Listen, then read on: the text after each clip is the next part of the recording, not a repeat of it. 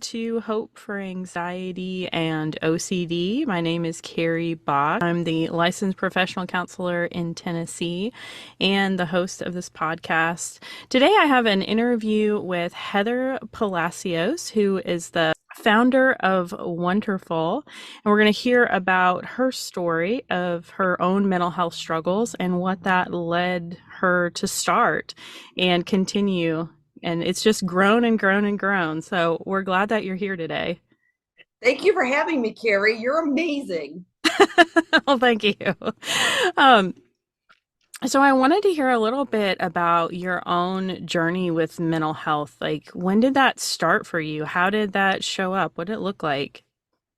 So, great question. It started when I was 8.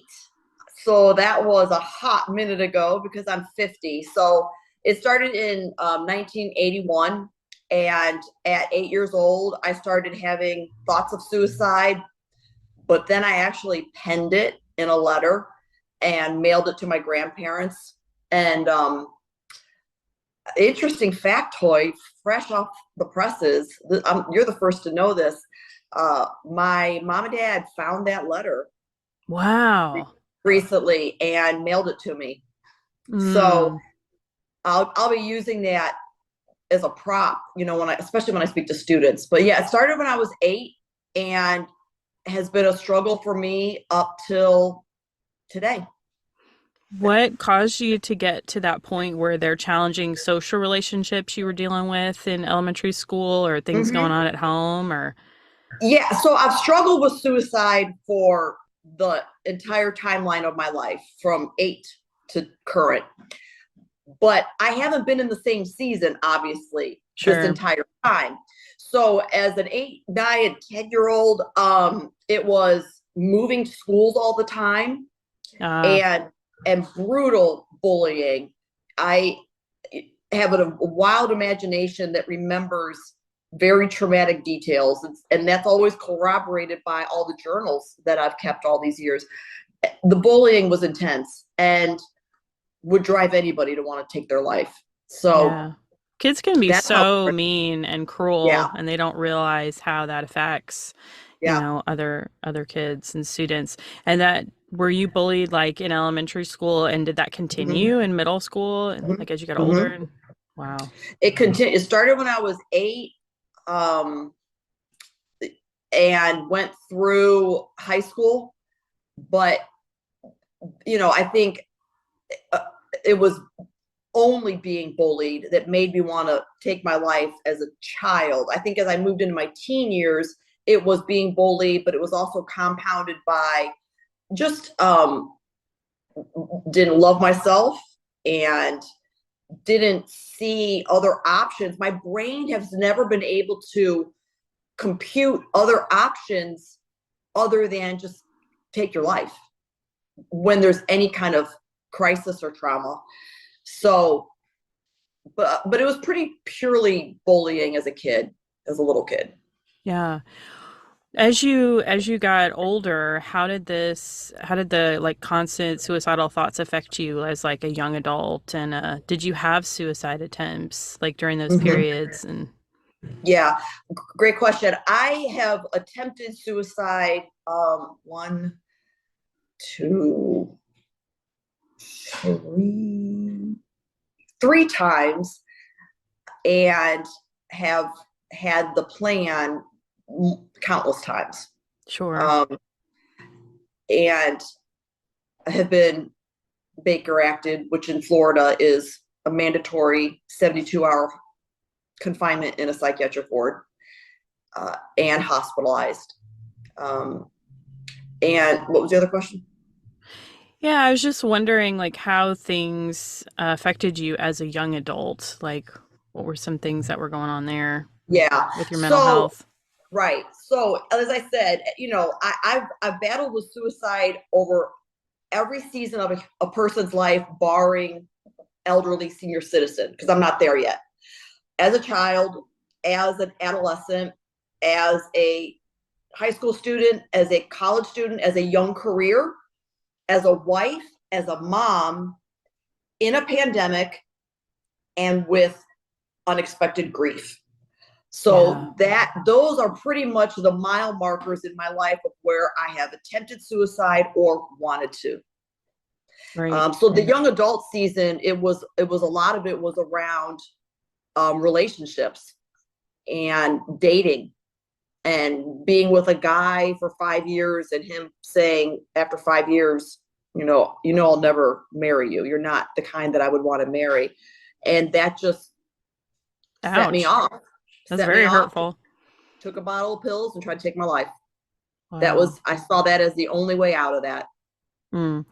So there would be these big stressful events Mm-hmm. that, yeah. And whenever we have stress in our life, like that tends to increase our symptoms. So that makes a lot of sense. What would you say was your like lowest point, rock bottom, the only place to go is up from here? The lowest point would have been July 30th, 2000. And that was when I had been married for 1 year to a pastor, which makes me a pastor's wife.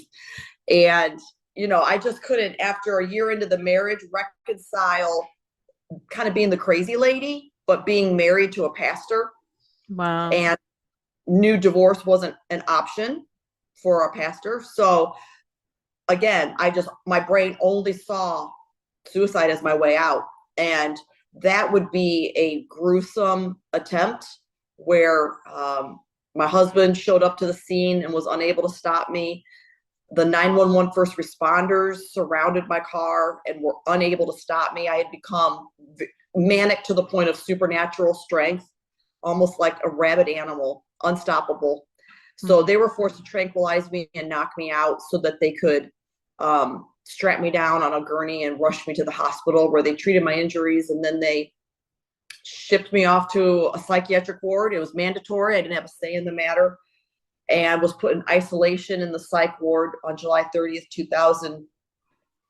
And, when you're in isolation in a psych ward, I had vomit on me. I had blood on me. They didn't feed me. They didn't clean me up. It was deplorable conditions. This was 24 years ago. That was the lowest point, because not only was I locked in isolation as a pastor's wife, but as a failed suicide attempting pastor's wife. Where do you go from there? That was such a low that I didn't even think there would be an up, and had actually, pretty much determined that once they released me from the psych ward, I would do it again and I would succeed this time, because in my mind, there was nowhere else to go with the coming together of being a pastor's wife and failing at killing yourself. This sounds like an immense amount of shame that you were carrying for having mental health issues in the church as a Christian. And Yeah. then also, interestingly, like shame that you weren't successful at what you set out to do. Yeah. Yeah. Yeah. And you don't have this, Facebook group or,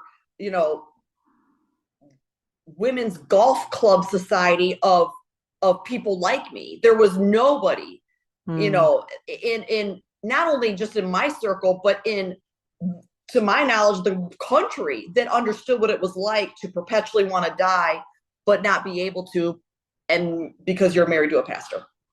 So it was a lonely existence and shameful. yeah. So how did you go from that to starting Wondherful? So obviously, uh, God keeps me alive despite my efforts.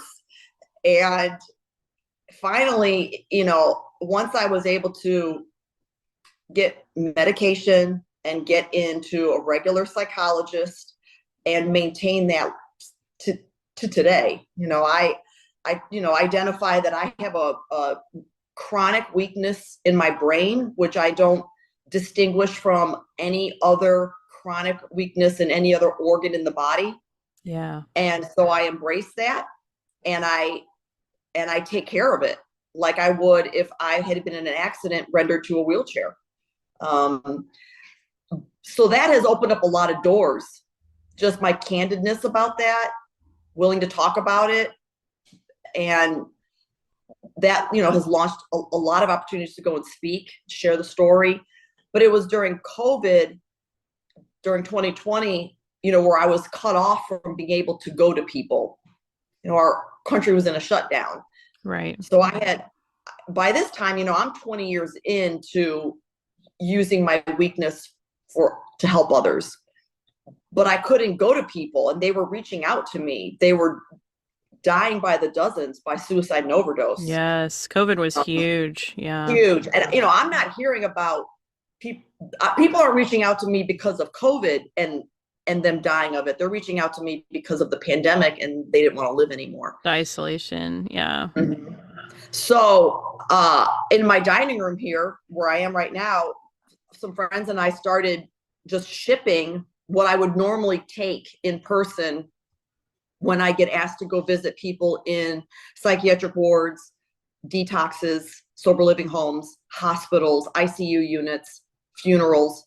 I would always take what I call a life box, which is all the things I've needed to still be here. And so instead of taking them, we just started shipping them. Okay. Yeah. And it became a non-for-profit, and we're 3 years in now. We've had to move offices twice. And I think that in 3 years since its inception, we've done like almost 15,000 life boxes to every state and 15 countries. Yeah. Talk to us about that process of moving from being so ashamed, because I work with a lot of people who really struggle over having mental health issues as a Christian in the church community, going from that to being able to be open and like allowing God to use your story. Was that like a process that God really worked with you on, or as you started sharing it, you saw the benefits of sharing it? It was pretty, I'll tell you, that's a great question. It was so instantaneous that the leadership was like, whoa, whoa, whoa, whoa, let's have you heal a little bit. I remember getting out of the psych ward, and, I had kind of made a deal with God in the psych ward. That's all I had to talk to. Right. I mean, I was in isolation. I was a threat to other people, so they wouldn't put me in a room with other people. So I just lied there, and it was like, talk to my demons or talk to God. And I just was like, God, if you could just get me out of here, because it was deplorable, Carrie. It was everything you'd think of in a horror movie for a psych ward. But I was like, if you could get me out of here, I'll dedicate the rest of my life to help people not end up here. And I was able to be discharged a little bit earlier than I was slated to be. And I took that as a sign from God, and I wanted to own up to my end of the commitment. And I just wrote out my story from that experience, got on medicine, got under the supervision of a psychologist, and then went to the church leadership and said, I want to share my story. Wow. And they were like, okay, not yet. Let's have you get a little bit better. So I waited a year. Okay. And proved myself worthy of being able to share my story, because I really wanted to. And they put me up on stage, and I shared my story about a year after getting out of the psych ward. Wow. What are some things that you do on a day-to-day basis that just really helps and supports your mental health moving forward? Because like you said, this is a chronic issue. It's not something that, has just gone away. It's something that you've struggled with for a long time. Like, what are some of your strategies or things that you do to stay healthy? Yeah, I love it that you asked that, because my formula is unique, but it's working because I'm still alive. Yeah. And I'm so glad you asked it. So it's 7 parts. It's medication, which certain Baptist circles love it when I say that. But it's medication, it's Christian counseling, it's journaling. I even have my journal here to show you. Yeah, awesome. Reading my Bible, regular church attendance. Church regularly is a free, full fill up on an empty tank for me. Outdoor activity, knowing my worth, and having boundaries. Wow, so good. I'm sure you could write a book on all of those principles because I Yeah. think that they're each important. I like what you said about valuing church attendance. You feel like there is something that that does for your spirit and the sense of like being in Christian community. Have you found some strong community through the church that's been supportive for you? Yeah. I mean, we underestimate what the church can do for our minds. Yeah. Um, and God teed it up pretty well. He said, "Love me with all of your body, heart, mind, and strength." Where do we love him tangibly? Where do we love him audibly and visually? In church. Mm-hmm. And so I feel like it's never returned void for me. If I show up and love God in his house for an hour on Sunday, he fills my cup to the overflow, which gives me the fuel to go the next week. Yeah. I love that you have boundaries in there too, because that's something Yeah, that a lot of Christians struggle with. We think that we have to be all things to all people, to bend over backwards, to constantly be volunteering for every single thing right, that has a need. And we can get burnout, fried, and not be in a place, a healthy place mentally and emotionally from not right, setting good boundaries or allowing right, other people to speak into your life that really have no business and no need to be speaking into your life. It's like, I don't really need to take that from you. right, right. Yeah, I mean, I take my cues from Jesus um, for a lot of these parts of my formula that I follow. Um, there were thousands of people that needed him critically.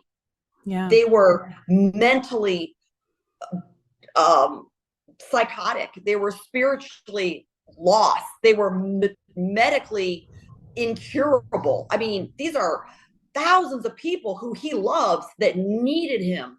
Yet he did walk away from them after a certain point to go alone and be with the Father.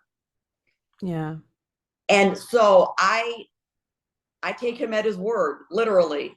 And I understand that the harvest is plenty of people that might need you or me or the church or the pastor or the therapist.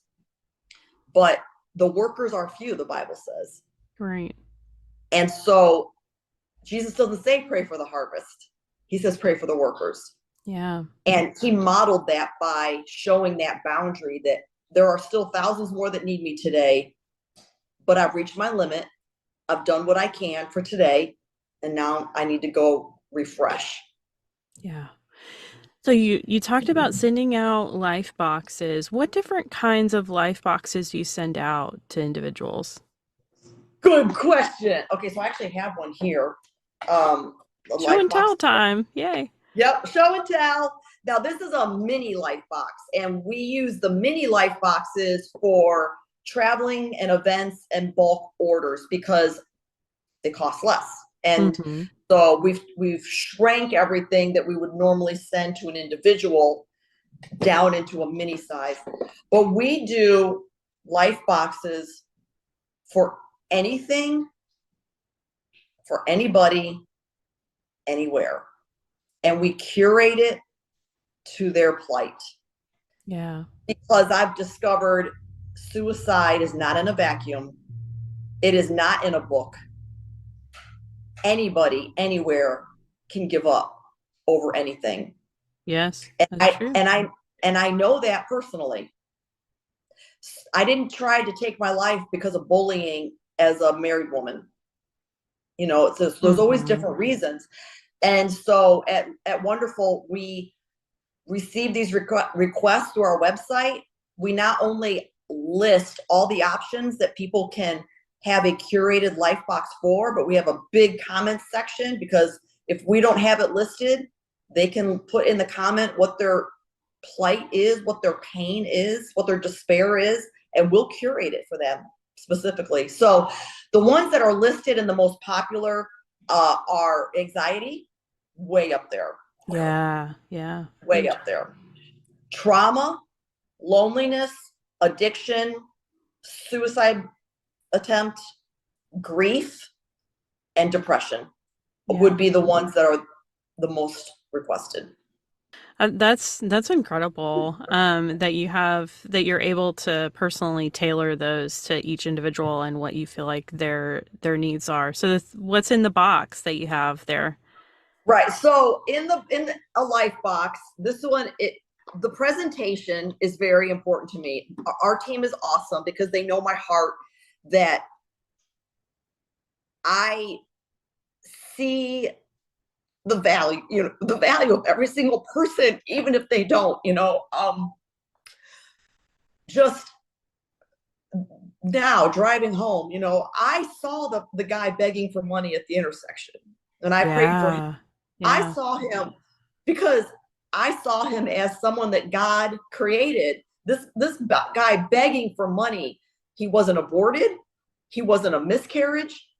God wanted him here. And so he has value in and of itself with that. And so the box's presentation has to show value to that person. So we take it seriously. Like, we don't just throw crap in a box, the girls know, like, this would drive the team nuts, that this tissue is wrinkled here. That would Gotcha. drive they would Smooth. say, yep, take out the tissue, put a different piece in. Mm. Because the person opening this, Carrie, this might be the only time someone somewhere has expressed their value. So they open it up, and this specific one is for loneliness. You get a Okay. lot. After the Surgeon General came out with a report saying loneliness in our country is an epidemic, we decided to add loneliness to the drop-down options for a life box. The first thing that they see when they open it up is, what the heck is this that I just got? Because a lot of these are requested by other people. Right. You're right. They're like, oh, So, I got a box. What's in the yeah, box? what the heck? Who's stalking me, right? So it's got a QR code, and it goes right to a video of me, and I share my story and explain why they received this. And Awesome. then if they don't want to, if they can't do QR codes, it says it in text right here. So that's the first thing they see. But the second thing they see is a handwritten card. Somebody in our Oh. somebody on our team wrote them a card. Hmm. And we've had people actually frame this and send us a picture that they framed it. Wow. We always include the 988 because I am assuming that whatever this person's going through, I need to hook them up with resources that I am not qualified to give them. So Sure. always 988. This came inspired by a male executive. He said, if I had your list of some life verses that I could keep in my wallet, I would. So I was like, that's it. So we have Wondherful with life verses that guys can keep, then a notepad, Mm-hmm. a devotion on loneliness, Okay. Awesome. and Rick Warren, What on Earth Am I Here For? Hmm. This really is, this covers every reason for suicide. So Hmm. this goes in like every box. A refrigerator magnet with 988. And then some of the others, these are the staples, because I spoke into this. I said, these are the things I've needed when I'm struggling with wanting to give up. I need a stress ball. Yeah. Yeah. I need practical things. I cry a lot, so I need tissue. My lips get dry because I cry a lot, so I need chapstick. So these go in. I have mints because I am crying. I do have probably bad breath. I also just need to suck on something that's savory or sweet to get the stankness in my mind at least freshened up with some mints, right? And they're also called Yeah. lifesavers. So let's play on words. There you go. A Bible and a journal and a pen. Hmm. Those are essentials. Those are non-negotiable. They go in every box. This devotion, it says, I just want to die. Hmm. And it's a faith-based devotion. And then we put like an herbal mask, because this is a female box for loneliness. Okay. We Yeah. want her to feel pampered. And then a staple that every single one gets is a never give up wristband, That's good. because that inspired by my youngest brother, who died last year, and Hmm. struggled with suicide like I did, and it finally got him. So I remember one conversation I had with Chris. He was so ashamed of his scars on his wrists from years of attempting suicide. And then, I speak at a lot of sober living homes. I speak to a lot of addicts. They have so Yeah. many track scars on their wrists. Mm-hmm. And there's a lot of shame with that, Carrie, whether it's a suicide attempt or a track scar, your wrist can be a point of shame. Sure. And I was like, not anymore. So they have a wristband that says never give up, that is going to be able to go over their wrist. And hopefully they'll see that and not be ashamed of their scars. Yeah, is a positive reminder. Yeah, to keep going. Yep. Yeah. Man, that That's, must have hit you really hard. Your brother yeah. dying from suicide. Yeah. Very Yeah. painful. It's been my most recent biggest test for not wanting to give up myself, Yeah. which is a whole nother podcast, but grief is a beast. Mm-hmm. Well, what do you do when you have suicidal thoughts come up now? Because a lot of people that are listening to this podcast, whether it's suicidal thoughts or they have obsessions that pop into their mind that they don't want to have there, like how do you handle those? I think there's a lot of different directions we can take our mind and our body and our spirit when those happen. Yeah. Well, I have to make sure that I'm doing my 7 pieces Things. of the formula. I got to make sure Yeah. I'm doing those. But in a moment, I can shift gears. In a moment, I can go from wanting to live to wanting to die. And so the first thing that I do, and the first thing that I tell everybody to do, whether they're children, adults, Jamaican, Puerto Rican, anything, is you got to call someone. Mm-hmm. And the reason I mean, that's backed up with research, but that's also backed up with Jesus. Again, I take my cues from him in his darkest mental hour, where he was in such hopelessness and despair that his body was reacting by bleeding sweat. Yeah. He called somebody. Now, he had followers in the thousands. He had a tribe of 12, but in his darkest hour, he called someone. And the text says in the Gospels that he called 3, Peter, James, and John. And so I take my cues from him and I call someone, and I actually have 3 in case one doesn't answer. Right. That's good. That's helpful. Yeah. And so, my first thing is I need to call somebody. Yeah. That's good. That's good. Definitely good advice for everyone. I wanted to ask you one more question kind of before we got into some stories about how life boxes have impacted people. I know a lot of people struggle with journaling. What types of things do you journal about? Do you journal about thoughts and feelings, or do you journal prayers? Like, what kind of things do you journal about? Right. So I don't follow a guide. I follow my head, Mm-hmm. honestly. And so I have journals from when I was 8 up until today. I've kept them all. Yeah. So I got a lot of journals, and there's never a pattern. But my Okay. brain doesn't operate in a pattern. Like I said, I could be, wearing a smiley sweatshirt, doing this podcast, beautiful South Florida weather, and by tonight something can happen and I can want to die. So because I don't have routine in my head, I don't have routine in my journaling. What is important is that I journal, and simply because I can wake up, or I can go to bed with all this stuff in my head, or I can put it in paper, in pen, Yeah. Yeah. and And just get it out. and get it out. And so Yeah. that's why I'm always advocating journaling. Yeah, that's good. That's good. So tell us about some stories of hope, because this is hope for anxiety and OCD. So what are some stories of hope of how life boxes have impacted different people that you've heard of? Oh man, yeah, anxiety. We get so many for anxiety, and I've had that. Yeah. My pendulum swings between depression and anxiety, and that's a real thing, and it really is a struggle if you have true anxiety, because it manifests in your mind and your body Yes. Mm-hmm. Very in true. such an intense way. And so I think of one. There's so many stories. There's 15,000 life boxes we've done, so there's so many stories. But one in particular is, there was during COVID, a friend of mine,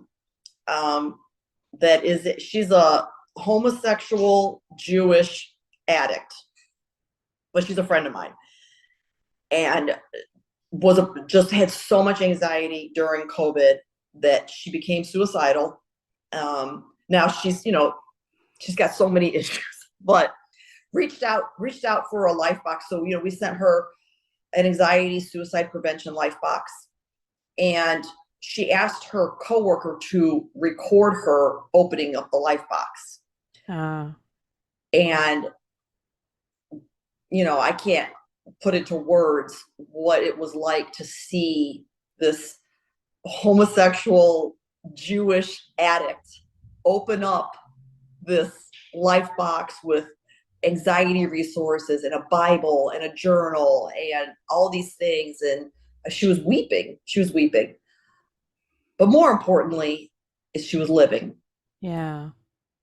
And still to this day, not only did she continue to live, and I don't take the credit for that, that's God and her and things that I'll never know on earth, but she still lives to this day and is a catalyst between us and our life boxes and all the addicts that she does life with. So she's continued to live, and she's continued to use these life boxes as ways of helping people that are struggling just like her. Yeah, that's awesome. Yeah. That's awesome. I love it. Yeah. So tell us about if somebody's listening to this and they want to request a life box for somebody, or if they feel like, hey, I need that myself, like I'm on the edge here, I'm really, really struggling. How do they do that? Well, it's easy. You just go to, do I have a card here? You just go to wondherful.com. Yeah. Okay. And we'll put that link in there too. We'll put the link in our show notes if anybody's just listening on the audio here. And you click on Lifebox, and you can request it for yourself, or you can request it for someone you're concerned about, and we will curate it and priority ship it. Yeah. And if you're a really rich person, feel free to make a donation for your Lifebox request. But we send them out for free to everybody. That's awesome. That's really incredible. Well, thank you so much for, being vulnerable, sharing your story, and talking to us about this organization. I think it's so important that we talk about the hard subjects, that we talk about, things like suicide that people are struggling with, and letting them know there is hope and there is help, and there are people that care about you and want to let you know that you are valuable and you are important, and we want you here. Yes. Yeah. Yes, we do. You gotta, no matter who you are, no matter how hard it is, no matter how many people don't understand, if you wake up breathing, that's your proof to keep going. Awesome. There's a reason you're still breathing, and that should be enough encouragement for all of us. It is for me. Hope for Anxiety and OCD is a production of By the Well Counseling. Our show is hosted by me, Carrie Bach, licensed professional counselor in Tennessee. Opinions given by our guests are their own and do not necessarily reflect the views of myself or By the Well Counseling. Our original music is by Brandon Mangrum. Until next time, may you be comforted by God's great love for you.